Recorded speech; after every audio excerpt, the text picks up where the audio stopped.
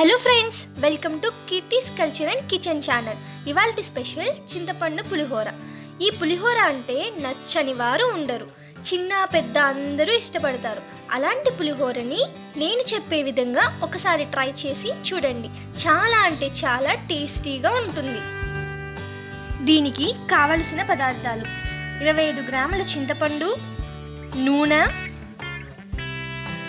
1/2 table spoon పసుపు, 3 లేదా 4 పచ్చిమిర్చి, 1/2 టేబుల్ స్పూన్ ఆవాలు మరియు జీలకర్ర, 1 టేబుల్ స్పూన్ పచ్చిశనగపప్పు, 4 లేదా 5 ఎండుమిర్చి, 2 టేబుల్ స్పూన్ల పల్లీలు, 1/2 టేబుల్ స్పూన్ ఉప్పు,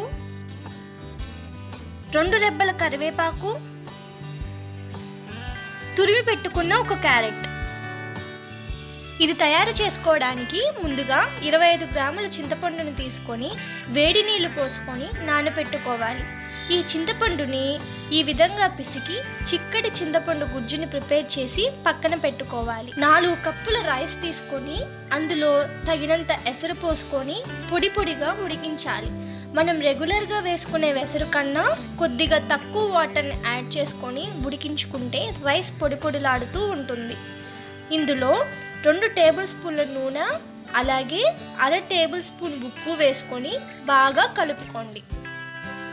ఇప్పుడు స్టవ్ వెలిగించి కడాయి పెట్టి 2 టేబుల్ స్పూన్ల నూనె వేసుకొని నూనె వేడయ్యాక కట్ చేసి పెట్టుకున్న 4 పచ్చిమిర్చిని వేసి దోరగా వేయించుకోవాలి. తరువాత ఆల్రెడీ మనం ప్రిపేర్ చేసి పెట్టుకున్న 1 కప్పు చింతపండు గుజ్జుని వేసుకొని ఈ విధంగా దగ్గర పడేదాకా ఉడికించుకొని పక్కన పెట్టుకోవాలి.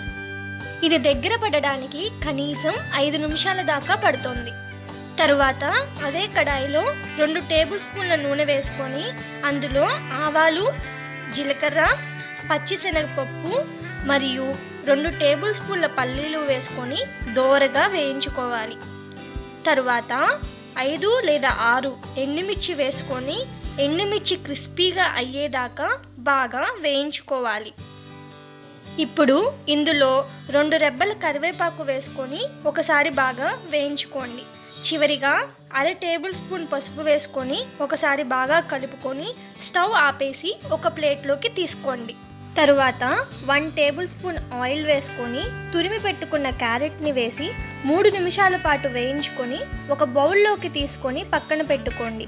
ఇప్పుడు రైస్కి సరిపడా చింతపండు గుజ్జుని కొంచెం కొంచెంగా వేసి బాగా కలుపుకోవాలి.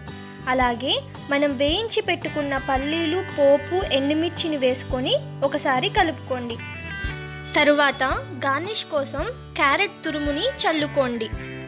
ఎంతో టేస్టీగా ఉండే చింతపండు పులిహోర రెడీ అయిపోయింది. పిల్లలు పెద్దలు అందరూ ఇష్టపడే ఈ పులిహోర ఇలా ట్రై చేసి మీకు ఎలా వచ్చిందో కమెంట్ చేయండి. ఈ పులిహోరను పండగలప్పుడు దేవుడికి నైవేద్యంగా పెడితే చాలా బాగుంటుంది. అంతేకాకుండా అమ్మవారికి ఈ పులిహోర అంటే చాలా ఇష్టం. అలాగే మనం బ్రేక్ఫాస్ట్లా కూడా చేసుకోవచ్చు. ఈ వీడియో కనుక మీకు నచ్చినట్లయితే లైక్ చేయండి, కామెంట్ పెట్టండి, సబ్స్క్రైబ్ చేయండి. అలాగే మీ ఫ్రెండ్స్కి, రిలేటివ్స్కి షేర్ చేయండి. Thanks for watching.